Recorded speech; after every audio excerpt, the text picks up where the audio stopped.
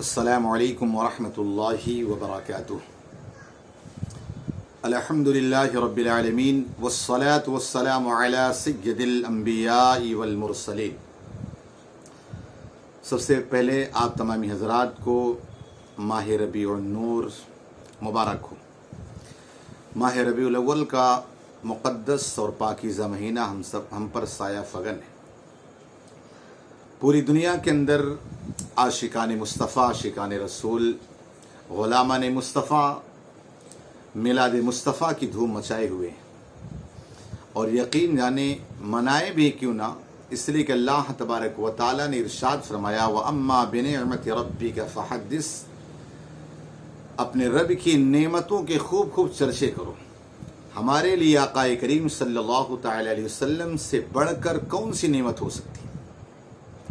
ہم تو یہی کہتے ہیں کہ حشر تک ڈالیں گے ہم پیدائش مولا کی دھوم، مثل فارس نسد کے قلعے گراتے جائیں گے، خاک ہو جائیں عدو جل کر مگر ہم تو رضا، دم میں جب تک دم ہے ذکر ان کا سناتے جائیں گے۔ اور پوری دنیا کے اندر خوشیاں منائی جا رہی، نثار تیری چہل پہل پر ہزاروں عید ربیع الاول، سوائے ابلیس کے جہاں میں سبھی تو خوشیاں منا رہے ہیں۔ الحمدللہ یہ ماہ ربیع النور کے مہینے میں عرش پہ تازہ چھیڑ چھاڑ، فرش پہ طرفہ دھوم دھام، کان جدھر لگائیے تیری ہی داستان۔ دنیا کے جس کونے میں چلے جائے ماشاءاللہ الحمدللہ آقا علیہ السلام کا میلاد منایا جا رہا ہے۔ لیکن میلاد مصطفیٰ پر آج بہت سارے اعتراضات کیے جاتے ہیں۔ لوگ یہ کہتے ہیں کیا صحابہ کرام نے میلاد منایا، کیا اس انداز میں لائٹ جلانا، یہ ساری چیزیں کرنا، سیلیبریٹ کرنا یہ جائز ہے؟ یہ سارے اعتراضات کے جواب انشاءاللہ ہم آپ کو مختصر سے وقت میں انشاءاللہ قرآن و حدیث کی روشنی میں ضرور آپ تک پہنچانے کی کوشش کریں گے۔ سب سے پہلے تو یہ بات سمجھ لیں کہ میلاد ہے کیا۔ میلاد آقا علیہ الصلاۃ والتسلیم کا دنیا میں آنا، آپ کے خاندان کا تذکرہ کرنا، آپ کی ولادت کے وقت کے سارے معاملات کا تذکرہ کرنا، یہ ساری چیزوں کا تذکرہ کرنا، یہی میلاد ہے۔ اب آپ دیکھیں قرآن مقدس میں صرف اللہ تعالیٰ نے نماز کا ہی حکم نہیں دیا ہے، جہاں نماز کا حکم دیا ہے تو اپنے اولیاء کی فضیلت کو بھی بیان فرمائی۔ روزے کا حکم دیا ہے تو اللہ تبارک و تعالیٰ نے دیگر احکامات کو بھی بتایا ہے۔ تو خالی قرآن مقدس میں صرف نماز، عقیدہ، اعمال کا ہی تذکرہ نہیں، بلکہ آپ دیکھیں قرآن مقدس کے اندر اللہ تبارک و تعالیٰ نے اپنے اولیاء کی، انبیاء کی، ان سب کی فضیلتوں کو بھی بیان کیا۔ اسی طرح اللہ تبارک و تعالیٰ نے قرآن مقدس میں اپنے محبوب کے میلاد کو بھی بیان کیا۔ اب آپ کہیں گے یہ کیسے ہو سکتا ہے؟ آپ دیکھیں عالم ارواح کے اندر سورہ آپ دیکھیں آل عمران کے اندر آیت کریمہ موجود ہے، اور عالم ارواح میں سب سے پہلی محفل سجی وَإِذَا أَخَذَ اللَّهُ مِيثَاقَ النَّبِيِّينَ لَمَا آتَيْتُكُم مِّن كِتَابٍ وَحِكْمَةٍ، کہ اللہ تبارک و تعالیٰ نے جب عہد میثاق لیا، سارے انبیاء کرام کی ساری روحیں حاضر تھیں، اور اللہ تبارک و تعالیٰ نے فرمایا کہ انبیاء کی گروہ، تم دنیا کے اندر تمہارے دین، تم اپنی شریعت کی اشاعت کر رہے ہوگے، تبلیغ کر رہے ہوگے، لیکن جب میرا محبوب آ جائے تو اب تمہارا دین، تمہاری شریعت نہ چلے گی، بلکہ میرا امام کہتے بجھ گئی جس کے آگے سبھی مشعلیں، شمع وہ لے کر آیا ہمارا نبی۔ تو اب اللہ تعالیٰ نے سب سے پہلی محفل عالم ارواح میں سجائی، اپنے محبوب کا تذکرہ کیا۔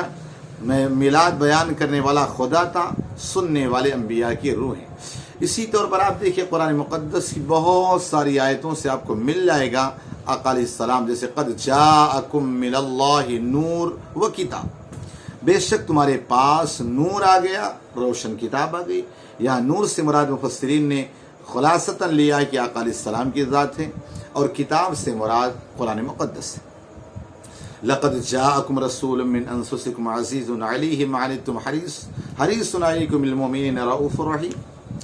اس طرح کر کے قرآن مقدس کی بہت ساری آیتیں ہیں جو یہاں پر میں پیش نہیں کر سکتا، چند آپ کے سامنے پیش کیا۔ اسی طور پر آپ دیکھیں آقا کریم صلی اللہ تعالی وسلم سے جب پوچھا گیا کہ یا رسول اللہ صلی اللہ علیہ وسلم آپ پیر کے روز روزہ کیوں رکھتے ہیں؟ آقا علیہ السلام نے ارشاد فرمایا فیہ ولدت، اس دن میں پیدا ہوا۔ تو پتہ چلا جس دن آقا علیہ السلام پیدا ہوئے انہوں نے روزہ رکھ کر کے خوشیاں منائی۔ اب آج یہ سوال اسی طرح آپ دیکھیں صحابہ کرام رضوان اللہ تعالی علیہم اجمعین، جیسا کہ ترمذی کے اندر ایک حدیث پاک ہے، امام ترمذی جو 6 صحیح ستہ کی کتابیں اس میں سے ایک ہیں محدث جن کا نام حضرت امام ترمذی ہے، انہوں نے باضابطہ طور پر ایک باب باندھا، ما جاء میلاد النبی صلی اللہ علیہ وسلم، باب ما جاء میلاد النبی صلی اللہ علیہ وسلم، باضابطہ طور پر ایک باب ہی باندھا۔ تو حدیث پاک کے اندر آئے کہ ایک مرتبہ صحابہ کرام رضوان اللہ تعالی علیہم اجمعین آپ مسجد نبوی میں جلوہ گر تھے، حلقہ بنا کر بیٹھے ہوئے تھے۔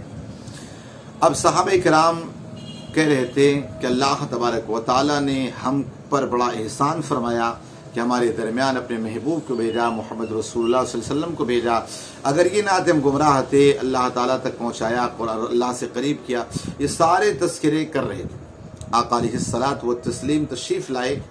آقا علیہ الصلاۃ والتسلیم نے آ کر کہا کہ میرے صحابہ تم کیا کر رہے تھے؟ عرض کرتے یا رسول اللہ صلی اللہ علیہ وسلم ہم آپ کا تذکرہ کر رہے تھے، یعنی یہی تو میلاد ہے، صحابہ بیٹھ کر میلادی منا رہے تھے، تذکرہ ہی کر رہے تھے۔ آقا علیہ السلام نے فرمایا کیا تم اس بات پر مجھے قسم دے سکتے ہو؟ صحابہ کرام رضوان اللہ تعالی علیہم اجمعین نے قسم دے کر کہا کہ ہم آپ کا میلاد منا رہے تھے، ہم آپ کا تذکرہ کر رہے تھے کہ اللہ تعالی ہم گمراہ تھے، ہم راہ ہدایت سے بھٹکے ہوئے تھے، اللہ نے آپ کو بھیج کر ہم پر بڑا احسان فرمایا۔ تو یہ سارے تذکرے کر رہے تھے۔ آقا علیہ السلام نے پھر ارشاد فرمایا میں تم پر کوئی بدگمانی کی وجہ سے نہیں پوچھ رہا تھا، بلکہ تم مسجد نبوی میں بیٹھ کر یہ تذکرے کر رہے تھے، میرے پاس جبریل علیہ الصلاۃ والتسلیم آئے، عرض کرتے یا رسول اللہ علیہ وسلم آپ کے صحابہ مسجد میں بیٹھ کر جو آپ کا تذکرہ کر رہے ہیں، آسمانوں میں اللہ تبارک و تعالیٰ ان آپ کے صحابہ پر فخر فرما رہا ہے۔ پتہ چلا آقا علیہ الصلاۃ والتسلیم کا میلاد منانا بالکل درست ہے، جائز ہے۔ یہ اور بات ہے کہ میلاد منانے کے طریقے ہر دور کے اندر الگ رہے، ہر چیز کو سیلیبریٹ کیا جاتا ہے، ہر زمانے کے اعتبار سے سیلیبریٹ کیا جاتا ہے۔ آپ دیکھیں جیسے کہ آقا علیہ السلام نے ارشاد فرمایا، کہا مسجدوں کو چونے سے نہیں رنگنا، یعنی چونے والی نہیں کرنا۔ اور آقا علیہ الصلاۃ والتسلیم نے یہ بھی ارشاد فرمایا، کہا کہ ایک وقت آئے گا کہ میری امت یہود و نصارہ کی طرح اپنی مسجد کو رنگ و روغن کرے گی۔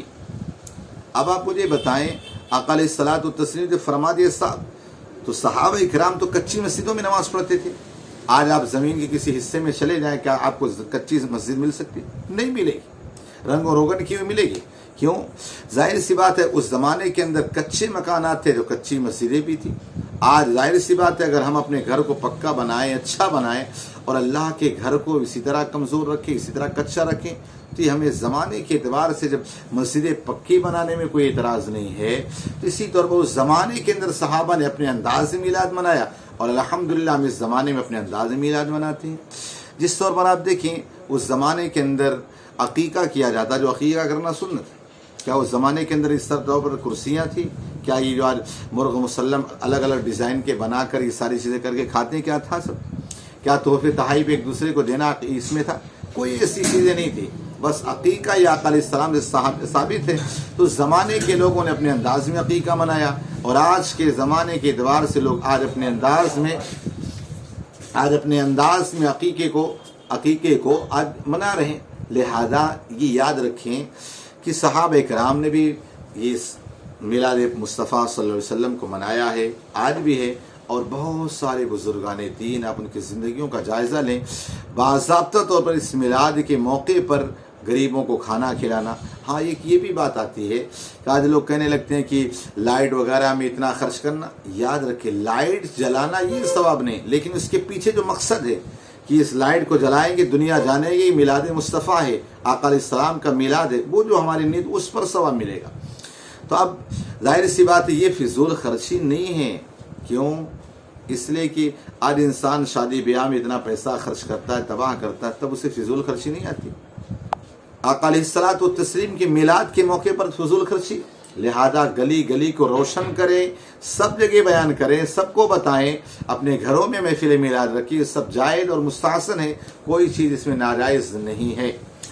اب یہ دیکھیے 12 دن یا آقا علیہ الصلاۃ والتسلیم کے جو میلاد کے کہے جاتے ہیں، اور صحابہ اور الحمدللہ مسلمان اس کا بڑا تذکر احتشام کرتے ہیں۔ تو ساتھ ہی ساتھ ہمیں یہ چاہیے کہ ہم کچھ چیزوں کو اپنے اوپر لازم کر لیں. کثرت سے درود پاک پڑھیں، غریبوں کو کھانا کھلائیں، کسی غریب کی مدد بھی کریں، گھروں کو سجائیں، گلیوں کو سجائیں، محلے کو سجائیں، تاکہ دنیا جان جائے کہ اس دنوں میں کوئی اور نہیں بلکہ آمنہ کے لال کی آمد ہوئی ہے، اللہ کے محبوب کی آمد ہوئی، پوری دنیا کے اندر بتا دیں. لہذا یہ ساری چیزیں کرنا جائز اور مستحسن ہے. اللہ پاک ہم سب کو میلاد مصطفیٰ صلی اللہ علیہ وسلم کی برکتوں سے مالا مال فرمائے. میلاد مصطفیٰ کے صدقے اللہ تعالیٰ مسلمانوں پر خاص فضل و کرم فرمائے اور امن و شانتی پیدا فرمائے. السلام علیکم ورحمۃ اللہ وبرکاتہ.